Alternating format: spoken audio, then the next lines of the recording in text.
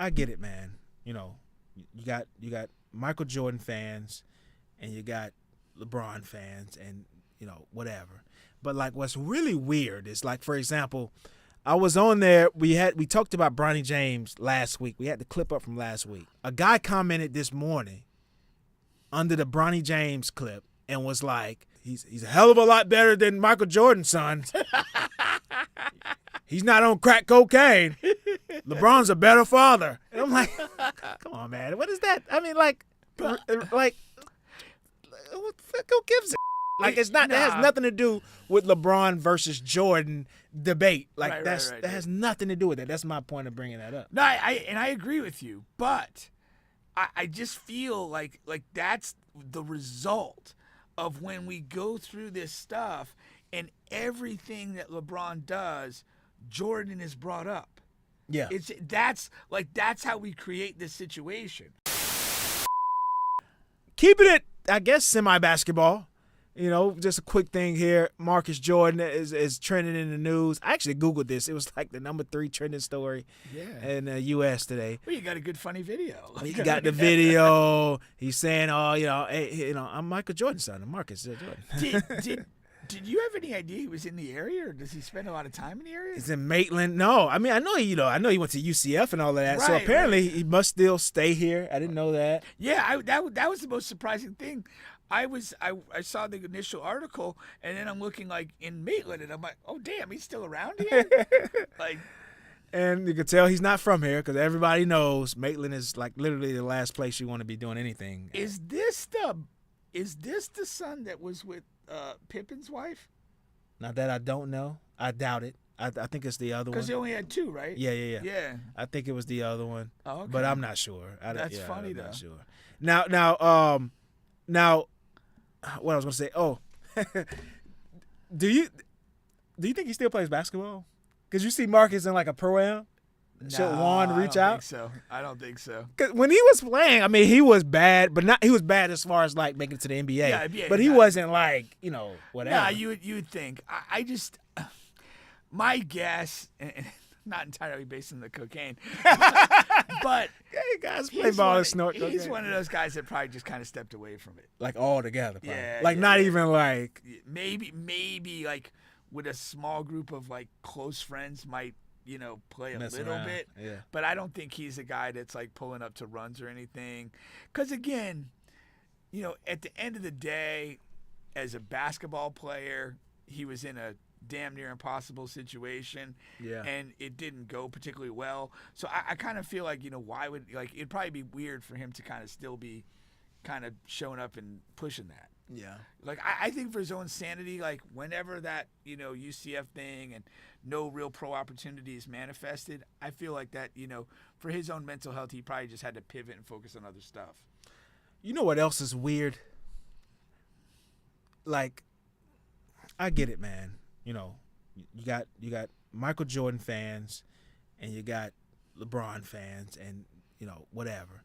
But like, what's really weird is like, for example, I was on there. We talked about Bronny James last week. We had the clip up from last week, like literally a week and a half ago or something. A guy commented this morning under the Bronny James clip and was like, "He's a hell of a lot better than Michael Jordan, son.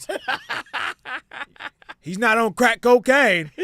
LeBron's a better father." And I'm like, come on, man. What is that? I mean, like. Who gives a shit? Like, it's not. That has nothing to do with LeBron versus Jordan debate. Like, that has nothing to do with it. That's my point of bringing that up. No, I agree with you, but I just feel like that's the result of when we go through this stuff and everything that LeBron does, Jordan is brought up. Yeah. That's how we create this situation. Like, we can't just enjoy LeBron James for LeBron James.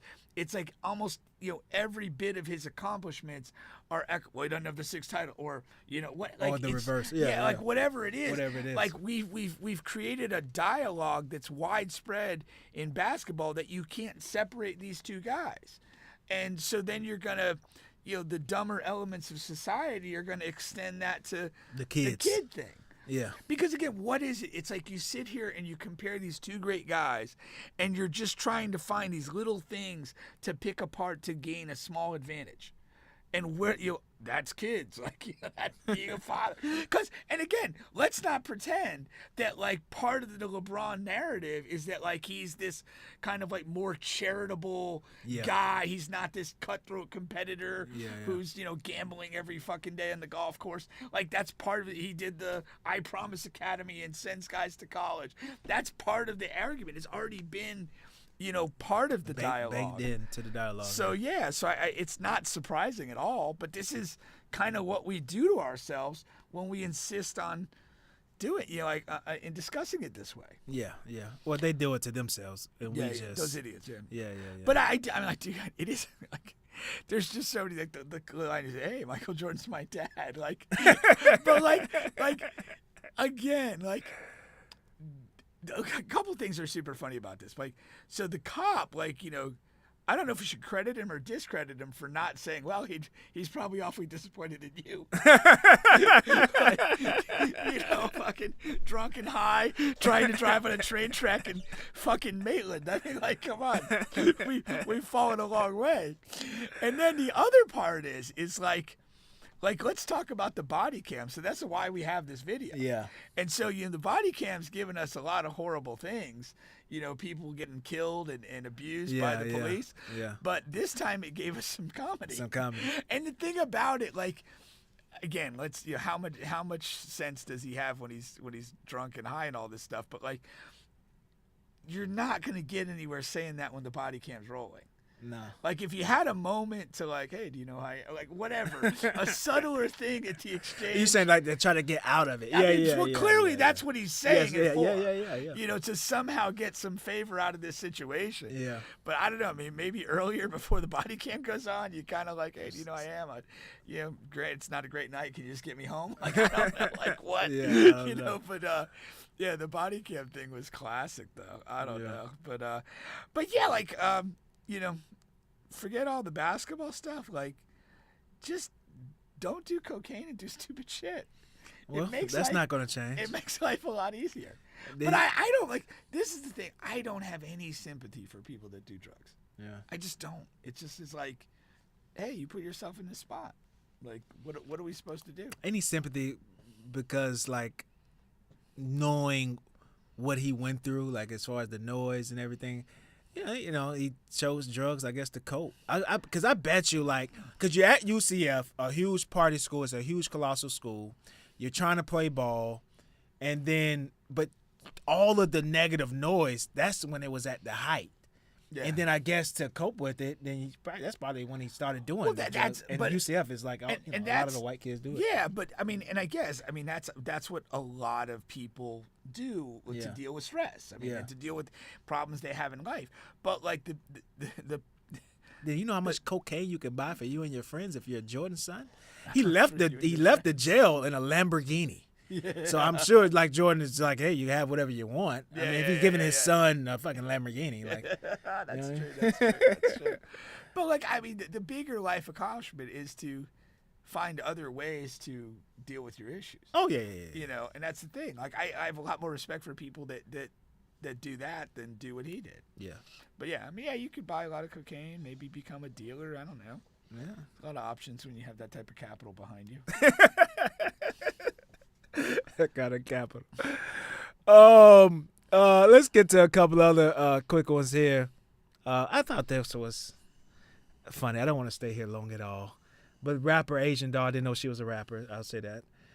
Says a man has to have 3 bodies to talk to her, meaning that he has to have killed 3 people for her to entertain him. And I when I saw this post on IG, and one of the first comments I read was he was like, I saw a female rapper and I stopped reading the rest. I would agree with him. That commentator, like, what insightful thing has ever followed female rapper said? That's just silly. It's idiotic. It's just I hope you're happy you're viral, but like the entire world knows you're an idiot. Yeah. Like, how do you verify the 3 bodies? Like just just trust a guy that So you now killed you three just people. now you want a lying Yeah. fake thug around you? Is that I mean I can't think of a lot of things worse than that. Sometimes you get what you deserve. Maybe you'll be body 4, bitch. Yeah.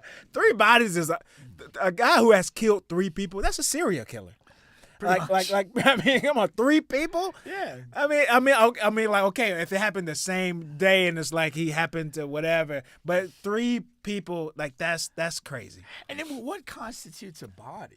Yeah. Like, do you got to like shoot, strangle, stab a There guy? you go. What Yeah. if you just hit a guy with a car? Yeah. Is that okay? Like an accidental kill? You know, Like, come on, what are we doing here? you accidentally kill a family of 3. Yeah. Do I qualify? Yeah. You know? Can I get some Gucci? You know. So, hopefully her career dies quietly, quickly. Yeah. Yeah. Yeah.